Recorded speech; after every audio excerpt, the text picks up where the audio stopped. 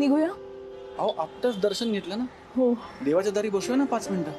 मला आवडलं असतं पण पट्या,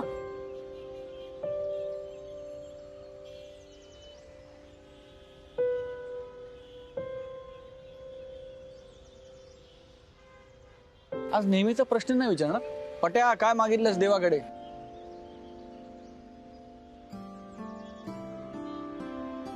हरकत नाही, तुम्ही विचारलं नाहीत ना तरी मीच सांगतो. मी तुम्हाला मागितलं देवाकडे. माझं उरलेलं संपूर्ण आयुष्य मला तुमच्या बरोबर घालवता यावं हे मागितलं.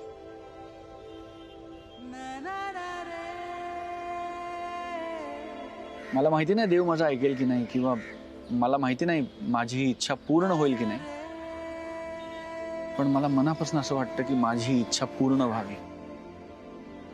मी हे मागितलं.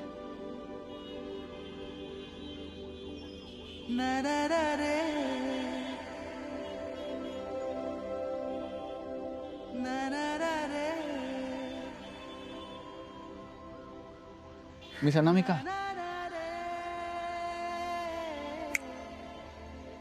कुठे हरवलात? काही नाही. मला आज तुमच्याशी एक गोष्ट अगदी मोकळेपणाने बोलायची. मला माहिती आहे तुम्ही फार मानत नाही, पण माझी देवावर फार श्रद्धा आहे आणि म्हणून आज मला त्याच्या साक्षीने तुम्हाला हे विचारायचं. मी माझ्या मनातल्या भावना तुम्हाला आधीच सांगितल्यात मिस अनामिका, पण मला असं मनापासून वाटतं की मी इथे थांबता कामा नये. तुम्हाला माहिती आहे, मी जेव्हा जेव्हा माझ्या आई अण्णांचा विचार करतो तेव्हा तेव्हा मला हेच आठवतं की ते सतत एकमेकांसाठी उभे होते. ते सतत एकमेकांबरोबर होते. मी त्यांना एकमेकांबरोबर हसताना, रडताना, सुख दुःख, आयुष्य सगळं एकत्र शेअर करताना पाहिलंय. त्यांचं सहजीवन समजण्या इतका मोठा नव्हतो मी त्या वयात, पण मला अजूनही आठवतात त्यांचे आनंदी चेहरे. मला अजूनही आठवतं त्या चेहऱ्यांवरचं समाधान. आणि मी जेव्हा जेव्हा तुमच्याकडे बघतो ना मिस अनामिका, मला असंच वाटतं. मला असं मनापासून वाटतं की आपण फक्त मित्र म्हणून किंवा एकट्याने आपापलं आयुष्य घालवण्यापेक्षा एकत्र एकमेकांबरोबर आयुष्य घालवू शकलो तर. मला तुमचा सहवास हवा मिस अनामिका. आज, उद्या, आयुष्यभर.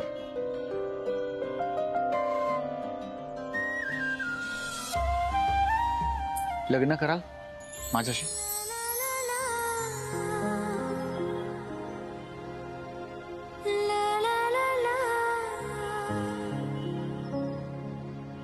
मी खात्रीने सांगू शकत नाही, पण आपण एखाद्या माणसाला ओळखतो म्हणजे आपल्याला त्याच्याबद्दल माहिती असतं किंवा आपल्याला अंदाज असतो त्या माणसाबद्दल, त्याच्या विचारांबद्दल. त्यामुळे जेव्हा जेव्हा मी तुम्हाला बघतो ना मिस अनामिका, मला असं वाटतं की तुमच्याही मनात माझ्याबद्दल मैत्रीपेक्षा काहीतरी जास्त आहे. मैत्रीपेक्षा जास्त ओढ आहे, मैत्रीपेक्षा जास्त आपुलकी आहे, मैत्रीपेक्षा जास्त अधिक प्रेम आहे. आणि म्हणून मी तुम्हाला परत विचारतो,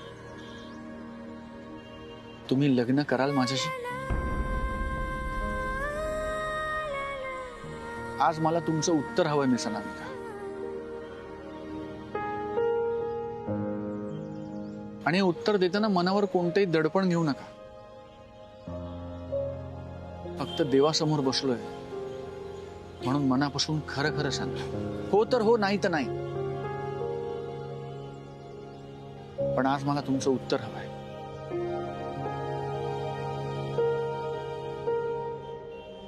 कुणाला प्रश्न विचारतोयस रे तू?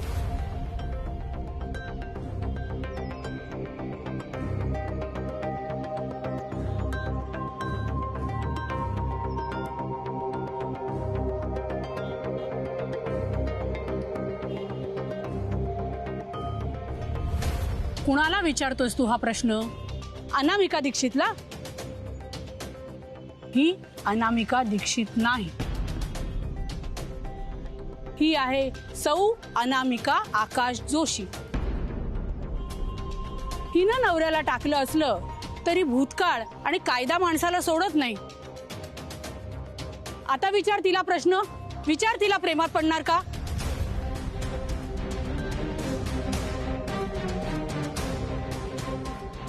विचार ना. सौ अनामिका आकाश जोशी माझ्या प्रेमात पडणार का? त्या तसं काहीही मानत नाही. त्यांनी कधीच सोडलंय आकाश. तिच्या मान्यानं मान्यावर काय होतंय? जग चालतंय. तुम्ही सुद्धा त्यांच्यासाठी स्थळ बघताय ना, म्हणजे तुम्हालाही खात्री आहे ना की त्यांचा नवरा परत येणार नाही म्हणून. तुला संसाराचा, लग्नाचा, मुलांचा फार अनुभव आहे का रे? नाही. मग एका आईला तिच्या मुलीच्या आयुष्याचे तिने काय निर्णय घ्यायचे आणि तिच्यासाठी तिने काय करायचं याचे जाब विचारणं बंद कर. मी काय वाटेल ते करीन तिच्यासाठी. आणि तुझ्यासारख्या फसव्या माणसाला कुणी अधिकार दिला रे माझ्या मुलीवर प्रेम करण्याचा? प्रेम तर सोड, हिच्या शेजारी उभं राहायची, हिच्याशी बोलण्याची तरी लायकी आहे का तुझी? ही दीक्षितांची मुलगी आहे. तुझ्यासारख्या ठगाला गळ्यात बांधून गेल असं वाटलंच कसं तुला? कारण तुम्हाला वाटतंय तसं माणूस नाहीये मी काकू. ए काकू म्हणायचं नाहीये. आपल्यात कुठलंही नातं नाही आणि ते जोडण्याचा प्रयत्नही करायचा नाही. ठीक आहे, मग अनामिकाची आई म्हणतो. पण मी तुम्हाला काहीही म्हटलं ना तरी माझा मुद्दा बदलत नाहीये. माझं मिस अनामिकांवर प्रेम होतं, आहे आणि आयुष्यभर असेल. आणि माझ्याबद्दल सांगायचं झालं तर मला मनापासून असं वाटतं की मी एक चांगला आणि प्रामाणिक माणूस आहे. त्या माझ्याबरोबर आनंदात राहतील, सुखात राहतील ह्याची मला खात्री आहे. त्यांचं हरवलेलं सुख त्यांना परत मिळावं आणि त्यासाठी त्यांचं पुन्हा लग्न व्हावं असंच तुम्हालाही वाटतं ना अनामिकाच्या आई? मग मला का बाट ठरवताय? तुझ्यासारखा निलाजरा माणूस बघितला नाही रे मी. 40 उलटले तुझी आणि तुलाही प्रेम प्रकरण सुचतायत. भर चौकात या 4 लोकात स्वतःच्या प्रेमाचे दाखले देतोस तू. मला कशाचीही लाज वाटत नाही, कारण मी काहीही चुकीचं केलेलं नाही. प्रेम करायला वयाचं बंधन नसतं अनामिकाच्या आई. ही पुस्तकी वाक्य माझ्या समोर चालणार नाही. पुस्तकी वाक्य नाहीये, मनातलं बोलतोय, मनापासून बोलतोय. तुमचा लग्न संस्थेवर विश्वास आहे ना? तुम्ही सुद्धा मिस अनामिकांसाठी दुसरं स्थळ बघताय ना? मग जे स्थळ तुम्ही पसंत कराल त्या मुलाबरोबर प्रेम नसताना तुम्ही लग्न लावून देणार आहात मिस अनामिकांचं? किंवा माझ्या प्रेमाबद्दल मी असं आत्ता जर 4 लोकांमध्ये बोललो नसतो किंवा माझ्या घरनं माझे आई वडील किंवा नातेवाईक मागणी घालायला तुमच्याकडे आले असते तर मग तुम्हाला आमचं प्रेम चाललं असतं. किंवा मिस अनामिकांचं लग्न मोडलंच नसतं, त्यांचा संसार सुखाने चालू राहिला असता. आणि आज 40शीत आल्यावर त्यांचं आणि त्यांच्या नवऱ्याचं एकमेकांवर प्रेम असतं तर तुमच्या हिशोबाने ते संपलं असतं. म्हणजे लग्न लागताना 20-22शीतलं प्रेम असतं आणि 40शीत आल्यावर ते प्रेम संपतं असं म्हणायचं का तुम्हाला? आपल्या नवऱ्यावर प्रेम करणं, बायकोवर प्रेम करणं आणि हे असं प्रेमवीरासारखं निधड्या छातीने 4 लोकात प्रेम मिरवणं यात फरक आहे. आहे, फरक आहे, नक्की आहे. पण आता मला बायको नाही आणि त्यांना नवरा नाही. मग आमच्यासारख्या लोकांनी आमचं प्रेम कुठे व्यक्त करायचं? उलट मला असं मनापासून वाटतं अनामिकाच्या आई की आमच्यासारख्या लोकांनी असं एकटं राहण्यापेक्षा जर एकमेकांची साथ दिली तर आमच्या दोघांचे आयुष्य सुखी होऊ शकतं. मी आमचं नातं मैत्रीच्या पलीकडे नेण्यासाठी उत्सुक आहे, पण मला मिस अनामिकांशी लग्न करायचं आणि ते चोरून करण्याचा माझा कोणताही हेतू नाही. मला गंमत वाटते रे तुझी. तुझी भीड इतकी चेपली आहे की अनामिकाच्या आई समोर तू बोलतच चाललायस. कारण मी जे बोलतोय त्यातलं काहीही चुकीचं नाही याची मला खात्री आहे. अच्छा, इतका तत्ववादी कधीपासून झालास रे? त्या दिवशी अनामिका बरोबर जेवायला तूच होतास ना? शेजारी ना करत्यासारखा उभा राहिलास आणि तिने मारलेला थापा फक्त ऐकत राहिलास. अरे पुरुषासारखा पुरुष तू ढिम्म उभा राहताना लाज नाही वाटली तुला? आज मी बोलतोय तुमच्या समोर तर खुपतंय तुम्हाला. मी निलाजरा वाटतोय. त्या दिवशी गप्प बसलो होतो तर मी नाकर्ता झालो. मी गोंधळून गेलोय अनामिकाच्या आई की तुमच्याशी नक्की कसं बोलायचं. तुला इतकं बोलतेय मी तरी गप्प होत नाहीयेस. मी गप्प बसणार नाही. मला कळतंय की आत्ता तुम्हाला माझं वागणं आवडत नाहीये, पटत नाहीये, पण या क्षणी मला फरक पडत. आणि आज 22 वर्षांनंतर मला मिस अनामिकांच्या डोळ्यात माझ्यासाठी प्रेम दिसतंय. मी त्यांना विचारलंय की तुम्हाला हे नातं पुढे न्यायचंय का, आणि हा क्षण माझ्यासाठी फार महत्वाचा आहे. काहीही झालं तरी मी हा क्षण गमावू शकत नाही. आणि म्हणून आता तुम्हाला काहीही वाटलं तरी या प्रश्नाचं उत्तर मिळाल्याशिवाय मी जाणार नाही.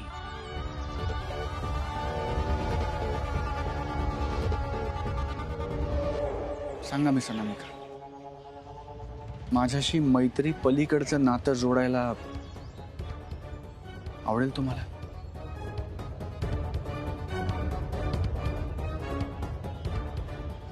का माझ्यासाठी स्वतःचा अपमान करून घेतोस पट्या? जा नाही तू. मी नाही जाणार मिस अनामिका. मी काहीही चुकीचं केलेलं नाही. त्यामुळे जोपर्यंत मला माझ्या प्रश्नाचं उत्तर मिळत नाही मी जाणार नाही. कळलं का?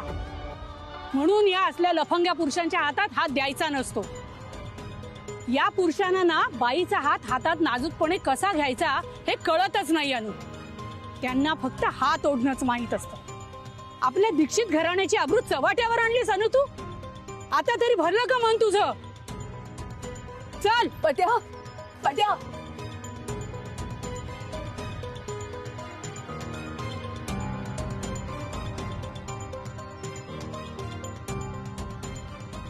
गुरुजी, काय आशीर्वाद दिला तुम्ही यांना? सुखाने संसार करा. करणार. माझी मुलगी सुखाने संसार करणारच, पण त्या लफंग्या आणि फसवणाऱ्या माणसाबरोबर बिलकुल नाही. चल ग.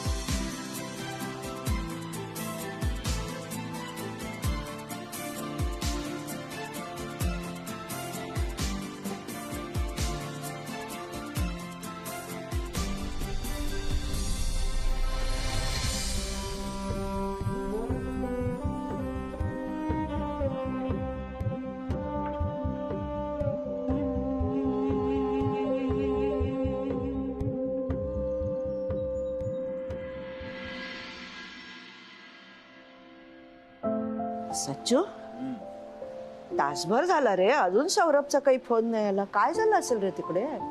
येईल ग. आता इतका महत्वाचा विषय बोलायला गेलाय ना तो, वेळ लागणारच. तू उगाच काळजी करत बसतेस. नाही रे, ते दोघं जण बोलत असतील, पण मग रमाने तरी फोन करायला हवा ना. भीती वाटते रे. म्हणजे मागच्या वेळी नाही का ती अनामिका काही न बोलता निघून गेली, तसं काही झालं तर माझा सौरभ नाराज होईल रे. असं काहीही होणार नाहीये मावशी. तू बघितलंस ना दादा किती आत्मविश्वासाने गेलाय. आणि मुळात त्या अनामिका मॅडमला आपला दादा आवडतो हे आता कळलंय ना आपल्याला. मग का नकार देतील त्या? म्हणतील हो. असं झालं तर बरंच होईल रे. मावशी, मला ना दादाला खूप आनंदी झालेलं बघायचंय. तो सगळ्यांचं इतकं करत बसला ना की स्वतःचा विचार कायम बाजूला ठेवला त्याने. माझंही कशात काही नव्हतं. मी पण नाही त्याच्या पाठीशी उभं राहू शकलो. सच्चू, आता मागचं सगळं विसरून जा. हा, पुढचा आपण चांगला विचार केला पाहिजे की नाही? अगं बाई सच्चू, काय झालं? अरे लाडू फुटला. मग असं होणं चांगलं नसतं असं म्हणतात रे. असं काही नसतं ग. परत वळ ना तो लाडू. नको ते विचार आणू नकोस मनात. चुकूनही त्या मुलाचा विचार आणू नको मनात. या वयात प्रेम करतायत, आचरटपणा चालवलाय नुसता. बरं झालं मी पुण्याला आले ते, नाहीतर काय काय केलं असतं कोण जाणे. ऑफिसला जाते म्हणे, हातात हात काय घालतात, देवळात चोरून काय भेटतात, आणि ही असली थेरं करून ही सरळ घरात येते आणि माझ्या देवांसमोर राजरोसपणे वावरते. हिच्यामुळे आज घरात गंगाजल शिंपडायची वेळ आली आहे. दीक्षितांच्या घरात हे असलं रत्न कुठून जन्माला आलंय, काय पाप केलं गेल्या जन्मी तो देवच जाणे. अशी आई पाहिली नव्हती हो मी कधी. स्वतःच्या मुलीचा विचार न करणारी, तिच्या शब्द मनापर्यंत पोचू न देणारी, खरंच अशी बाई पाहिली नव्हती मी कधी. जरा तिच्या डोळ्यात बघा, अहो प्रेम आहे तिचं सौरभवर. जावई बापूंच्या वेळेलाही तुम्ही हेच म्हणाला होता, अनामिकाच्या डोळ्यात बघा, प्रेम आहे तिचं त्याच्यावर. काय झालं, टिकलं लग्न? माझंच चुकलं. तिथली सगळी कामं सोडून मी इथे येऊन राहायला पाहिजे होतं, पण नाही, आमची रीत आडवी येते ना. मुलीच्या घरात जाऊन राहता येत नाही. माझ्याच मिलीच्या लक्षात आलं नाही, काहीही तारतम्य नसलेल्या तुमच्यासारख्या सासूला कसली रीत आणि कसली भात. बस बस कावेरी ताई, तिच्याशी बोलायचं, तिला समजून घ्यायचं का आपणच एकमेकींवर ताशेरे मारत राहायचंय? मग नका ना ताशेरे मारू. तुमचं सामान घ्या आणि चालत्या वा. तशीही माझी मुलगी आता तुमच्या मुलासोबत नांदत नाहीये. तुमचा ना आता तिच्याशी काही संबंध आहे ना या घराशी. मी काय करू म्हणजे तू आईशी असं बोलणं थांबवशील? का त्रास देतेस तू तिला या वयात? काय करणी केली या बाईने तुझ्यावरती काही कळत नाही. पोपट्यासारखी वकिली करत असतेस तिची. मी एकदाच विचारणार आहे तुला, माझ्या प्रश्नाचं उत्तर दे. काय नाव काय त्या मुलाचं?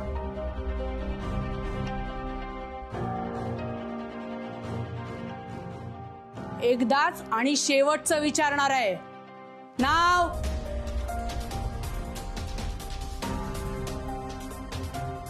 सौरभ पटवर्धन. कुठे भेटला तुला? एका कॉलेजमध्ये होतो आम्ही. छान, म्हणजे हे कॉलेजमध्ये असल्यापासून चालू आहे. यासाठी तू जावई बापूंना घराबाहेर काढलंस? आमच्याशी धादांत खोटं बोलायला लाज कशी वाटत नाही ग तुला? तो मुलगा या आधी 2 वेळेला माझ्या समोर येऊनही लपवा छपवीचा प्रयत्न केलासच ना तू. आम्ही 22 वर्षांनी भेटलोय आणि गेल्या 22 वर्षात आम्हाला एकमेकांविषयी काहीही माहित नव्हतं. मग 22 वर्षात किती लग्न केली त्यांनी? माझ्यासाठी थांबलाय तो. अरे वा, 22 वर्षात आयुष्यात एकही स्त्री न येऊ देता प्रभू रामचंद्रासारखी वाट बघतोय तू तुझी. हो बघतोय. कुणाला फसवताय तुम्ही नक्की, स्वतःला की मला? 22 वर्षात ज्याचं लग्नही झालं नाही त्या मुलात काहीतरी खोट असेल असा प्रश्न तुमच्या मनात एकदाही आला नाही? तुझं माझ्यावर प्रेम आहे हे विचारण्याआधी तो काय लपवतोय हा जाब विचारा त्याला. इतक्या वर्षात त्याला कुणी मुलगी द्यायला का तयार झालं नाही?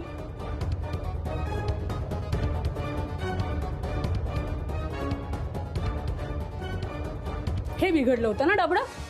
हे आता मी दाखवते तुम्हाला हे खरंच कसं बिघडतं ते. हो काय करताय तुम्ही?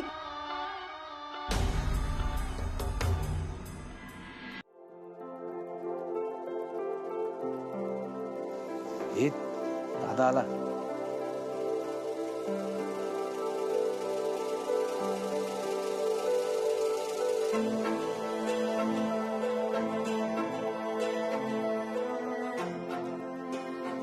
दादा, अरे काय झालं हो म्हणल्या का त्या?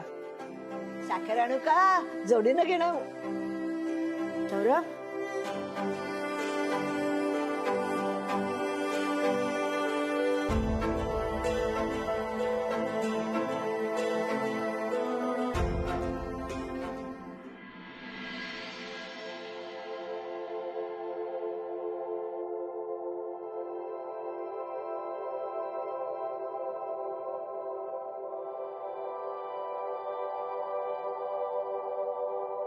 सौरभा,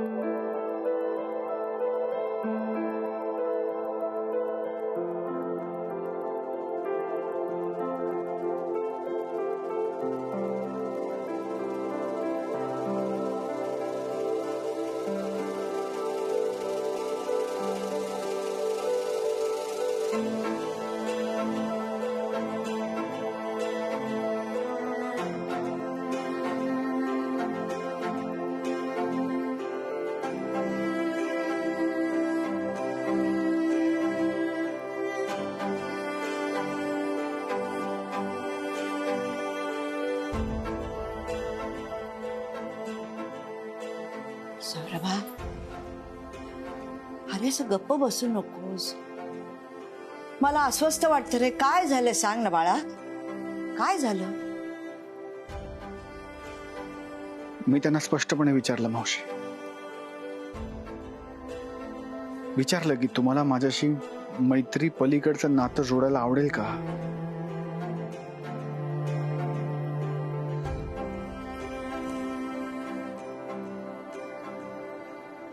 मी त्यांना सांगितलं मावशी. मी त्यांना देवळात भेटायला गेलो होतो. मला तुमचा सहवास हवा. मी सांगितलं लग्न कराल माझ्याशी? कुणाला प्रश्न विचारतोयस रे तू? पत्या